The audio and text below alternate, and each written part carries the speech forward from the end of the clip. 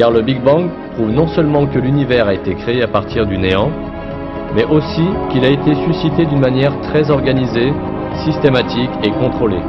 Le Big Bang a eu lieu avec l'explosion du point qui contenait toute la matière et toute l'énergie de l'univers, puis sa dispersion dans l'espace dans toutes les directions à une vitesse terrifiante.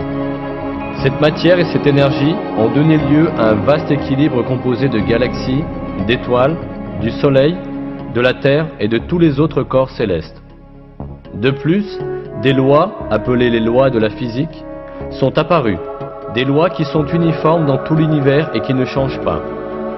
Ces lois de la physique, qui sont apparues avec le Big Bang, n'ont pas changé du tout sur une période de 15 milliards d'années. Plus encore, ces lois sont fondées sur des calculs si précis que même une variation d'1 millimètre par rapport à leurs valeurs actuelles mènerait à la destruction de toute la structure et la configuration de l'univers. Tout cela indique que le Big Bang a donné lieu à un ordre parfait. Cependant, une explosion ne conduit pas normalement à l'ordre. Toutes les explosions que l'on peut observer tendent à briser, détruire et désintégrer tout ce qui est présent. Si nous voyons une explosion aboutir à un ordre très précis, nous pourrions alors conclure qu'il y avait une intervention intelligente derrière cette explosion et que quelqu'un avait fait bouger tous les éléments dispersés par l'explosion d'une manière très contrôlée.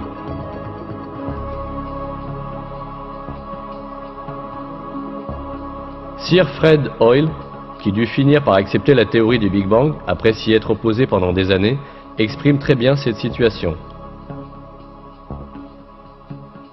La théorie du Big Bang affirme que l'univers a commencé avec une seule explosion. Pourtant, comme on peut le constater, une explosion ne fait qu'éparpiller la matière, tandis que le Big Bang a mystérieusement produit l'effet inverse, en assemblant la matière sous forme de galaxies.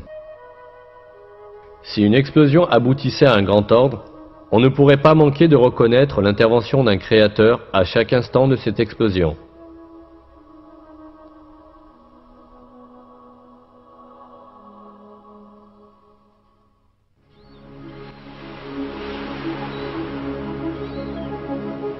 Un autre aspect de cet ordre extraordinaire formé dans l'univers, à l'issue du Big Bang, est la création d'un univers habitable. Les conditions nécessaires à la formation d'une planète habitable sont si nombreuses et si complexes qu'il est impossible d'imaginer que cette formation puisse survenir par coïncidence. Paul Davies, un célèbre professeur de physique théorique, a déclaré, après avoir effectué une série de calculs sur le taux d'expansion de l'univers, que ce taux est d'une précision inimaginable.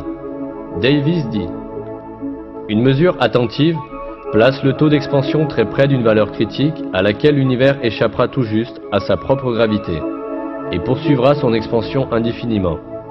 Un peu plus lentement et le cosmos s'écroulerait, un peu plus vite et la matière cosmique se serait depuis longtemps complètement dispersée. Le Big Bang n'était pas, de toute évidence, n'importe quelle explosion. C'était une explosion d'une magnitude fixée avec la plus grande précision. »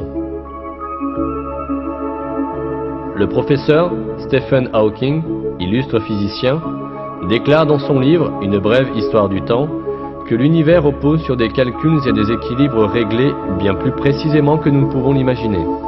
Hawking déclare à propos du taux d'expansion de l'univers: « Si le taux d'expansion, une seconde après le Big Bang, avait été inférieur ne serait-ce que d'un 100 milliards de millionième, l'univers se serait effondré à nouveau bien avant d'atteindre sa taille actuelle. » Paul Davies explique également la conséquence inévitable à tirer de ces équilibres et de ces calculs incroyablement précis. Il est difficile de résister à l'impression que la structure actuelle de l'univers, qui paraît si sensible à la moindre modification des chiffres, a été soigneusement élaborée. La conjugaison apparemment miraculeuse de ces valeurs numériques que la nature a assignées à ces constantes fondamentales demeure la preuve la plus éclatante d'une forme d'organisation cosmique.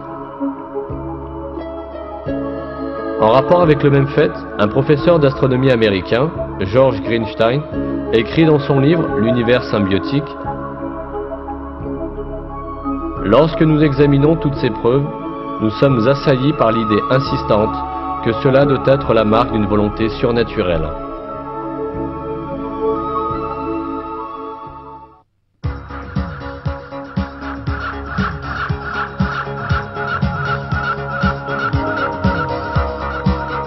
En bref, lorsqu'on examine le merveilleux système de l'univers, on voit que l'existence et les mécanismes de l'univers reposent sur des équilibres extrêmement délicats et sur un ordre trop complexe pour que la coïncidence suffise à l'expliquer.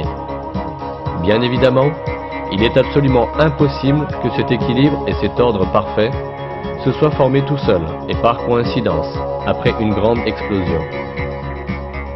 La formation d'un tel ordre à la suite d'une explosion comme le Big Bang est la preuve flagrante d'une création surnaturelle. L'ordre et l'organisation parfaite de l'univers prouvent irréfutablement la présence d'un créateur doté d'une connaissance, d'une puissance et d'une sagesse infinie, qui a créé la matière à partir du néant, et qui contrôle et dirige tout cela en permanence. Ce créateur, c'est Allah, le Seigneur de tous les mondes.